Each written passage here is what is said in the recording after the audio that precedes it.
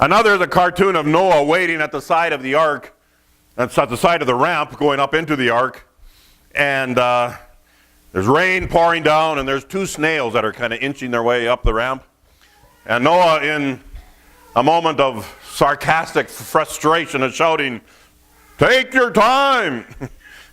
to these snails as they're slowly going up and the rain is pouring down. Anyway, kind of funny, but yeah, again, there were no snails on the ark. At any rate, in our study through the book of Genesis, we come to chapter 7, which is right in the middle of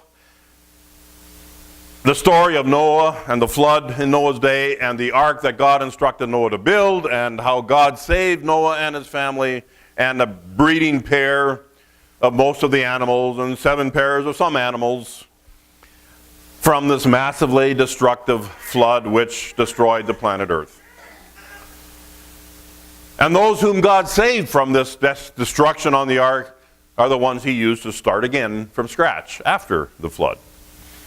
It's been 3 or 4 weeks since we've last been in Genesis. We took a break for, of course, the Easter season, and last Sunday we had child dedication. So it's been 3 or 4 weeks, but if you remember, we left off with chapter 6 where we saw God giving Noah instructions for building the ark. And the reason being that because of the extreme wickedness of the people, God was going to take the action of wiping them all out and starting again fresh with Noah and his family. Noah, among all the people of the earth, was considered by God to be righteous, and so God was going to start fresh with him. As for the animals, God said that a breeding pair of each kind of animal and bird was to be taken on the ark as well, and they would repopulate the earth after the flood. So that's where we left off, the end of chapter 6. That brings us to chapter 7, where we want to look today. This chapter continues the story and tells us about the animals entering the ark and some more specific details about these animals, how many there were, and it tells us about how the flood came and where the water came from and how long they were on the ark and so on. So what we're going to do this morning is, first of all, we're going to go through the text of chapter 7 and take a good look at what's going on here. And it's going to be a bit of a different sermon in the sense that we're going to take a bit of time to show how all this is very scientifically feasible and actually answers a lot of questions about what archaeologists are finding when they dig up fossils and bones and rocks and so on. And then at the end we'll look at some application for us. So hopefully we'll get this all done within the allotted sermon time. Okay, so let's go through the text. First of all, let's remind ourselves of how big the ark was. You've got to go back to chapter 6 here, verses 15 and 16. You can read it there. It says 300 cubits long, 50 cubits wide, 30 cubits high. A cubit was the length from your elbow to the tip of your longest finger. That was a cubit. That's a cubit. And of course, it's not all that exact because different people have different lengths of forearms. But it was, in time it settled in at 18 inches. A cubit was 18 inches, but there was some difference in the ancient world. The ancient Egyptian cubit was a little longer. Actually, it was just over 20 inches. So when Moses was writing this, he, of course, Moses coming out of Egypt, perhaps that was the cubit that he was using, the one just over 20 inches. So an 18-inch cubit gives you a length of 450 feet. The 20.54, whatever the Egyptian cubit was, gives you a length of just over 500 feet. That's up to a little bit of interpretation. And then the height and the width there was given accordingly. The ark was a huge vessel. I found some pictures. There are people that have built actual full-size replica of the ark. You got a picture of that, Curtis, if you can get that on the screen? One is called the Ark Encounter. It's down in Kentucky. If you ever want to go down to Kentucky and look at the ark, you can see it. It's a full-size replica. They used the Egyptian cubit, the longer cubit for this one. But it's a huge, huge vessel. And you can go down there, you can tour the ark. They have an interpretive center inside the ark, some restaurants, of course, obviously, and so on inside that ark. But it's pretty cool. So you can kind of look at, Curtis scrolls through some of those pictures. Those are full-size replicas. It says here there were 3 decks inside. There was a window at the top, verse 16. You see that top thing all the way around? That window was not just one little 3x3 window with a sheet of glass in it. That's not what it was. There was an opening all the way around underneath a roof. There was, it says in chapter 6, a cubit, I think, of open area. So that was the window that they talk about in there. Take a look down to chapter 6, verses 19 to 20.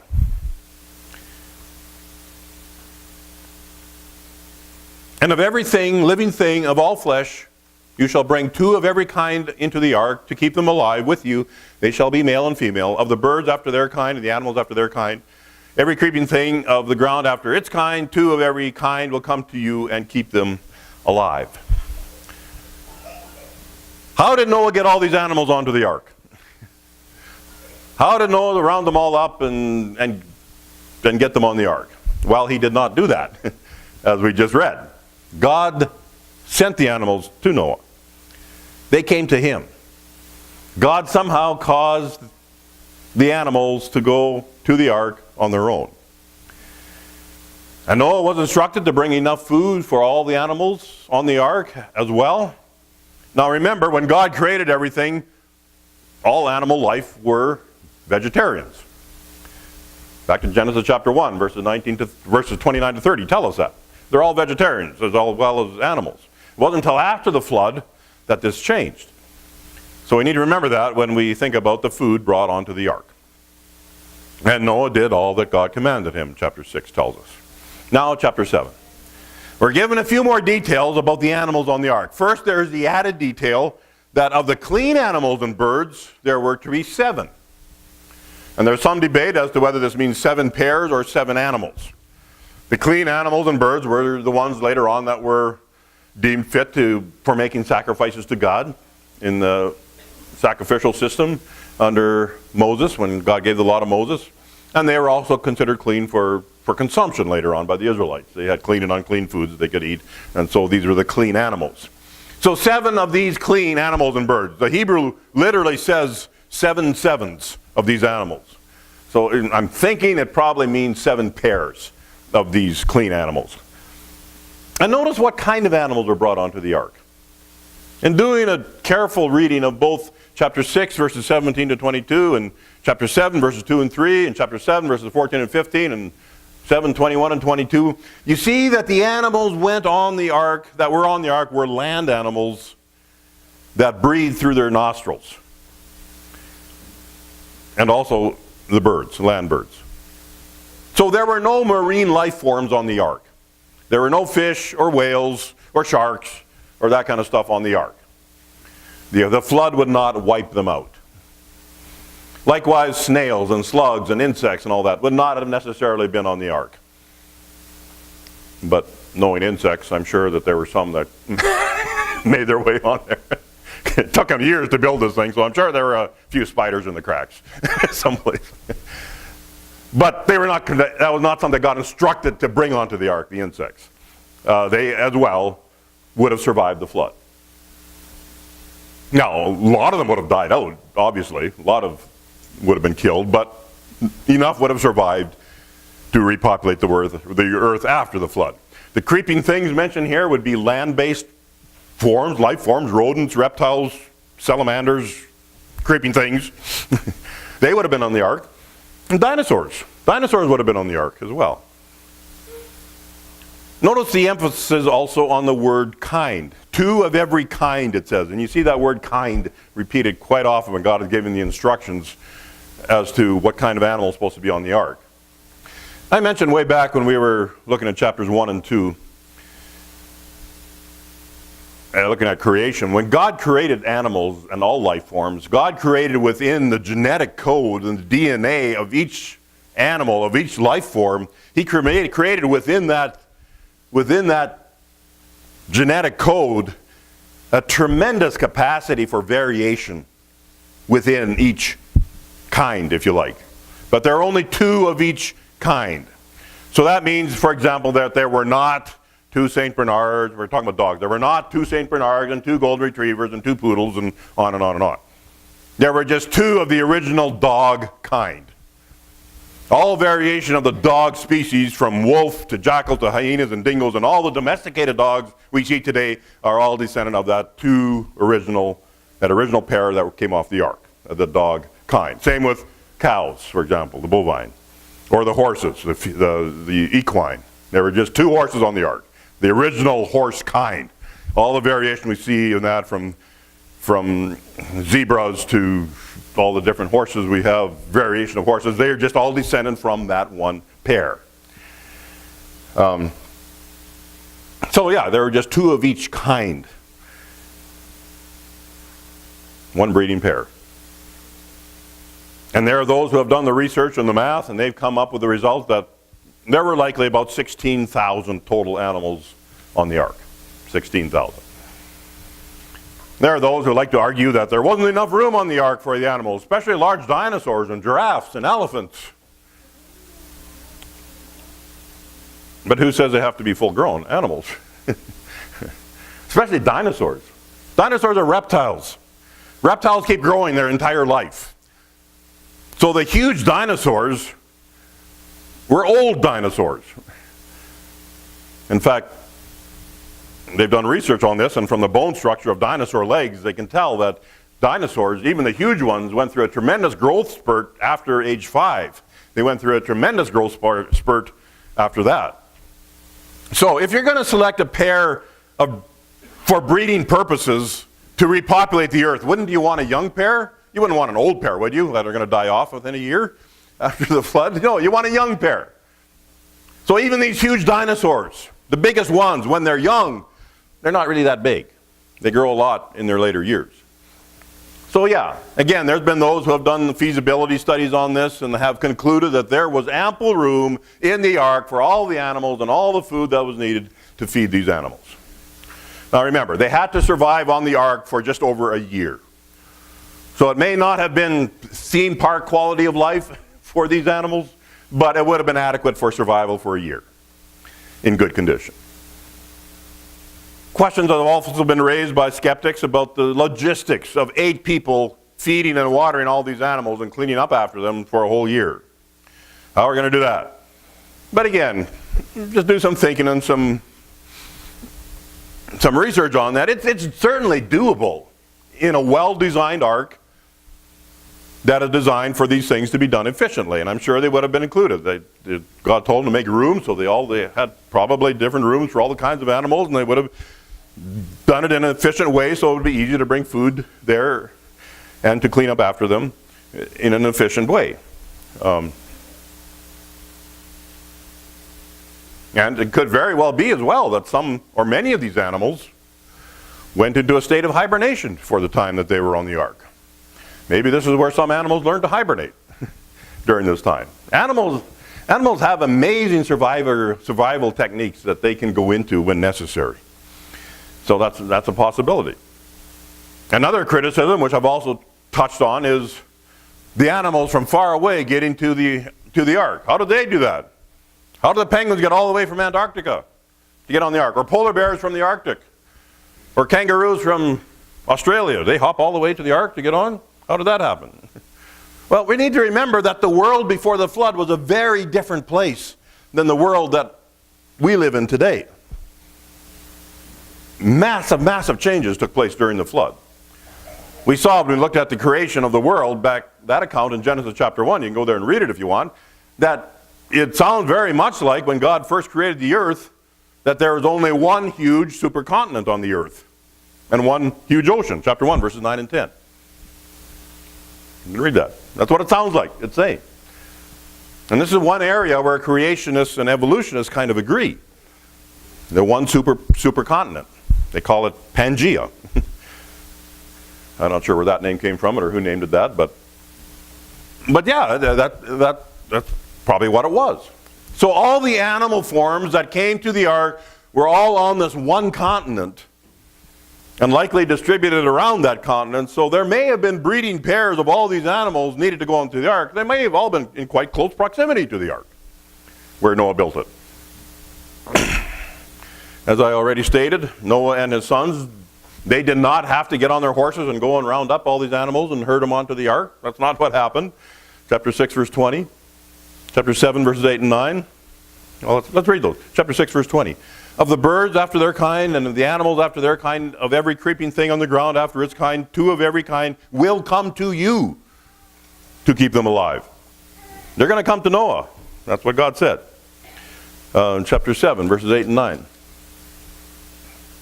Of clean animals, and animals that are not clean, and birds, and everything that creeps on the ground, there went into the ark to Noah by twos, male and female, as God had commanded. So yeah, they went to Noah. And then verse 15. So they went into the ark to Noah by twos, all flesh, in which there is a breath of life. So somehow God put within these animals a homing instinct which directed them to the ark and onto the ark. People who study animals have always noticed that many animals seem to be able to sense destructive forces of nature coming, and they seek shelter ahead of time. That's common among animals. They can sense when something dangerous is coming, and they seek shelter. And maybe God used that, and maybe God built upon that which he created within animals in the first place, to use that to get the animals to go onto the ark on their own. Well, it wasn't on their own, it was God directing them, but you know what I mean. So that's the ark and the animals. Now let's take a look at this flood. Where did all the water come from? How extensive was it? Where did it all go after it was over? Well, chapter 7, verse 11 tells us that the water came from two sources. First, it says the fountains of the great deep burst open, and then the floodgates of the sky were opened. So first, let's look at those fountains of the great deep being burst open. This is talking here about something cataclysmic. This had to have a tremendous amount of extreme seismic activity to cause this. And it seems, as you read this, that the majority of the water came from these fountains of the great deep. So this wasn't just a few geysers spouting off some steam like Old Faithful down in Yellowstone. No, this was huge, massive, cataclysmic seismic action in which the earth broke open and huge, copious amounts of water spewed out like fountains. They shot out of these from the bottom, from underneath. There are those who read, I'm going back here to chapter 1, verses 6 through 8. There are those who read those verses and they take that to mean that originally a tremendous amount of water was under the surface of the earth. So that's chapter 1, verse 6 to 8. They can kind of read it where God separated the waters from above from the waters from below. And with this much seismic activity, it would have also included tremendous earthquakes and volcanoes as the earth was ripped open and water shot out in great fountains. So when you put it all together, the very natural conclusion of this is that this is when that original supercontinent split apart and the continents drifted away to where we see them today on the globe. Great shifting and movement of tectonic plates going on at this time. And with that great upheaval of some parts of the earth, sinking of other parts of the earth, and all the underground water coming to the surface of the earth, in fact, this seismic activity and splitting apart of the continents was probably the root cause of the flood. And as you read this chapter, it becomes clear that this continued on for months. All this activity and all these fountains spewing forth water. Second source of water was the floodgates of the heavens were opened. Remember when God originally created the earth that there was water above the expanse? That's back in chapter 1. So there was a water vapor canopy above the atmosphere, or in the top of the atmosphere. And this would have created a greenhouse effect on the entire planet, causing it all to be kind of tropical. The earth before the flood was all lush, green, abundant plant life over the entire planet. So when it talks about the floodgates being open, it is likely referring to this water canopy vapor condensing and falling to the earth as rain. And again, this would not have been a nice, gentle spring rain. It says the floodgates of the heavens were opened. So this was a torrential rain that fell over the whole planet. Look at chapter 7, verse 4, and also verse 17 to 20.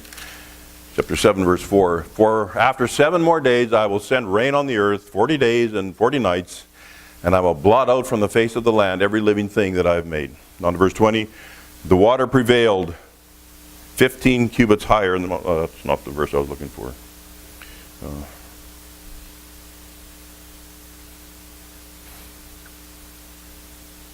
Okay, I see what it is. Yeah. The water prevailed 15 cubits higher and the mountains were covered. So it sounds like the rain fell for 40 days and 40 nights.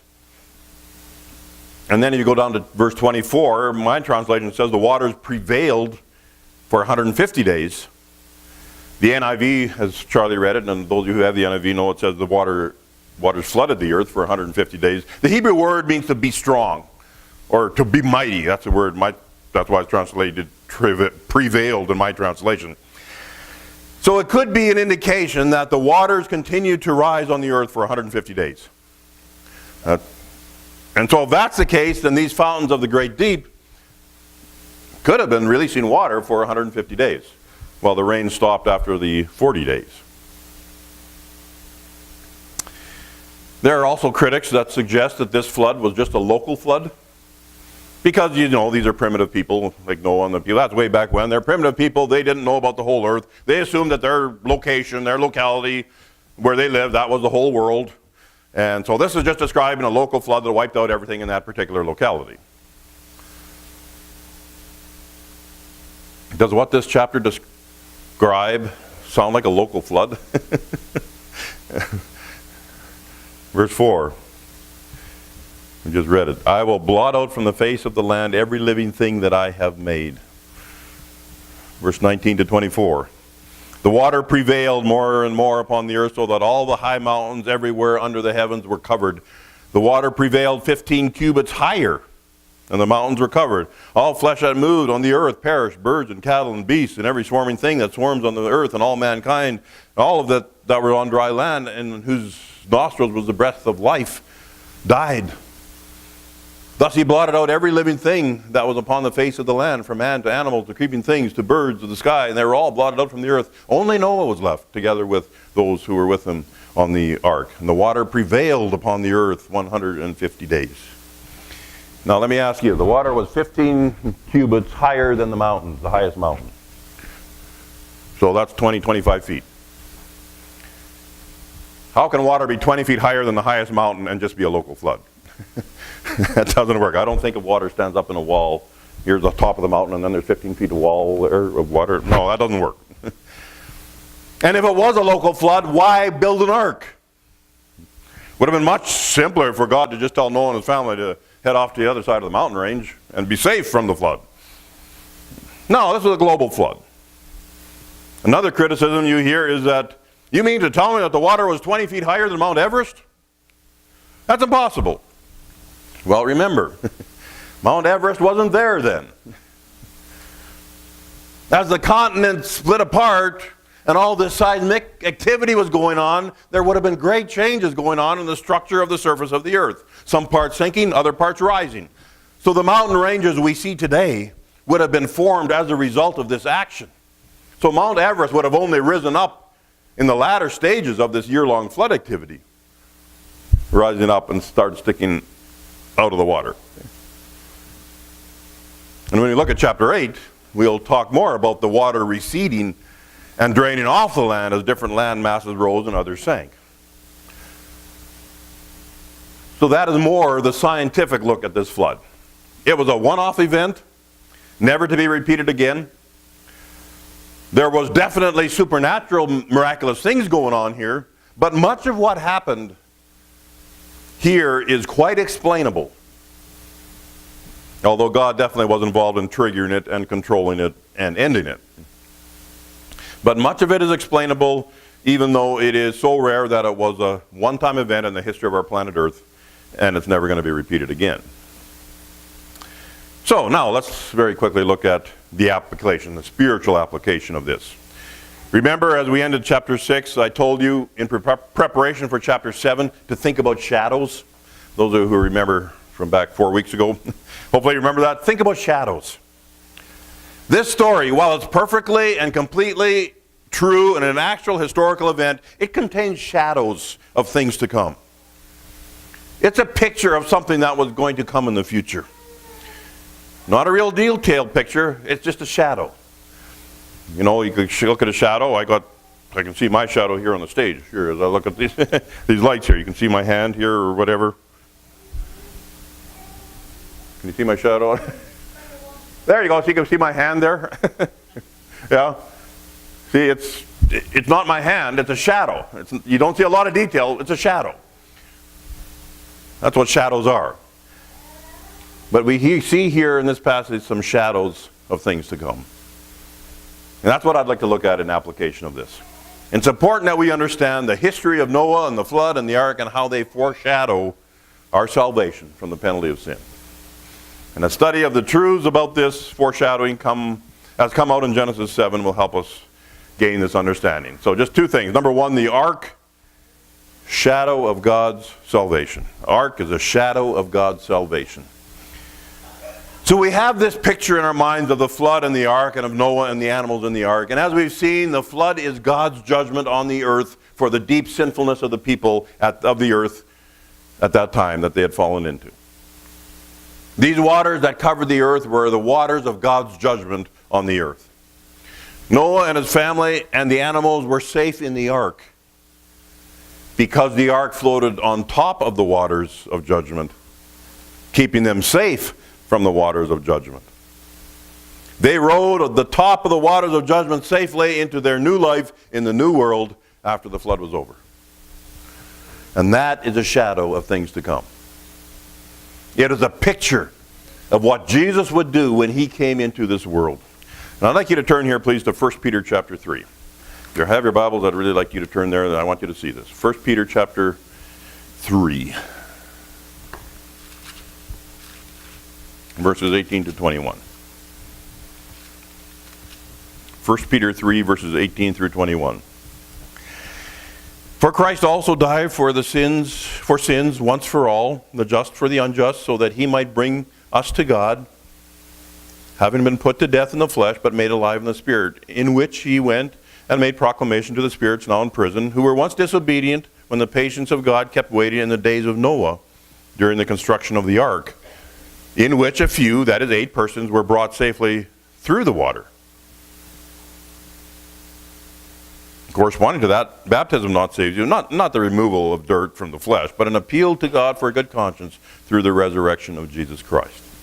So Peter, in making his point of how the death and resurrection of Jesus saves us, he uses this illustration about what was going on in the days of Noah and how they were brought safely through the water on the ark. And now he says baptism is a picture of that. So here's the picture. Just as Noah and his family and the animals were saved in the ark from the waters of judgment because they rode on top of the waters of judgment safely to their new life in the new world. So when we place our faith in Jesus and accept him and his salvation, we are kept safe in Jesus through the judgment for our sin, which is death. The wages of sin is death, remember. But Jesus died in our place to pay that penalty for us. So when we believe that, and by faith accept that and accept Jesus, it's like we are in Jesus. And in Jesus, we ride over the top of the judgment of death. Jesus' death in our place. We ride that safely to our new life in the new world, which is heaven. The ark is a shadow. It's a picture of God's salvation for us. Noah got on the ark because he was righteous. When we place our faith in Jesus and his death and resurrection, which makes possible our salvation, we're forgiven of all our sins and we are declared righteous by God. So we then, like Noah, because we are righteous, we get to be included in Jesus and given that safety from the judgment, which is eternal death. And this offer is open to all. But only those who accept it and get to be included in Jesus and with Jesus in riding Jesus' death for us over the judgment of death to the new life that awaits in the new world. So we all have that personal choice to make. Do we accept it or don't we? Do we get on the ark or don't we? Do we get in Jesus or don't we? That's kind of the offer we're given. But Noah's ark is a shadow of the salvation that God has provided for us. Secondly, the door. The door is a shadow of the one way of salvation. I don't know if you noticed it or not, but Noah was instructed when he built the ark to only put one door in it. Now that wouldn't have met any safety code today or a fire code or anything. But only one door in that huge, massive ark. Chapter 6, verse 16. You shall make a window for the ark and finish it to a cubit from the top, and set the door of the ark in the side of it, and you shall make it with the lower, second, and third decks. So you see the door. Chapter 7, verse 16. Those that entered, male and female of all flesh, entered as God commanded it, and the Lord closed it behind them. The it, that's the door. There's only one. And that's a shadow of things to come, which is pointing to the fact that to be safe from the ultimate judgment of eternal death, you have to get on board with Jesus, as we've just seen. And there's only one door. There's only one way to be kept safe from this coming judgment, as I just finished explaining. Again, critics of Christianity will often make the statement, what makes you think Christianity is the only valid religion in all the world? There's lots of religions out there. They all claim that they have a divine whatever. What makes you think Christianity is any better than any of them? And why is Christianity the only way to God? So you hear that.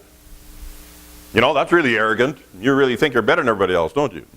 So that's the criticism that we hear as Christians. Well, tell me, what other religion is there that offers us the forgiveness we so desperately need? In what other religion is there a Savior who died to pay the penalty for our sin in our place and then rose from the dead to accomplish victory? Because that's our deepest need as humans. If any religion is going to be worth anything, it has to offer that. Christianity is the only religion that does. And the history is there to prove that Jesus actually did do that. Friends, there's only one door. What did the apostles say when they were preaching to the Jews? There's only one name given under heaven whereby we must be saved. And that name is Jesus Christ. That's our deepest need. And that's the only way we can get to God. There is no other way. There are so many searching for God. There's so many people out there trying desperately to connect with God. And we need to do that. That's our deepest need. But there's only one way that can make that connection, and that's through Jesus Christ. There is no other way. The one door on the ark, the only way Noah and his family and the animals could get onto the ark, through that one door. It's a shadow of the one way to Christ, which is through Jesus Christ. I don't know how old you have to be to remember this song, but I heard it way back when I was a little kid in Sunday school. Some of you old timers will remember it. One door and only one, and yet the sides are two. How many remember that song? Oh, wow, there's 6 of us. Way to go. Now I'm really feeling old. Oh, Brad. Right on. And that's a great song, great chorus. There's great theology in that little kid's chorus. And we all need to ask the question, one door and only one, and yet the sides are two, inside and outside. On which side are you? We all need to ask ourselves that question. On which side am I? Am I on the inside or am I on the outside? It's a choice we have to make. So therefore we see from the story of the ark and the flood and from this passage the shadows of things to come. And it helps us to be able to picture in our minds the salvation Jesus provides. The ark is a shadow of God's salvation. Just as the ark with Noah and his family and the animals rode over top the waters of judgment safely through the new world, to the new world on the other side after the flood, so we too, if we place our faith in Jesus and what he did for us, can ride on top of the judgment of death, riding Jesus' death safely to the new world waiting for us. Secondly, the one door is a shadow or a picture of the one way of salvation. There's only one way to get in. There's only one way to escape the judgment of death and go on to a new life in heaven in the next life, and that way is Jesus. And that's the choice we all must personally make. To believe that Jesus actually did die to pay for my sin and rose from the dead to gain the victory over sin and death, and to accept him and his offer of salvation. That's the only way. Have you accepted that? And that's the question we're all faced with. I trust all of you here this morning have done that. But I don't know your hearts. Only you know that, you and God. So if you're here this morning and have never accepted that offer, can I encourage you to think about this and to make it real for you personally? And just in your heart, pray that simple prayer, believing in Jesus, accepting his death and resurrection in your place, inviting him into your life to be your Savior. Could you do that? It's the only way. Let's take a moment of silence. Let God speak to you. In this moment of silence, open yourself to what God may have for you. What is God saying to you here this morning? I'll give you a few moments.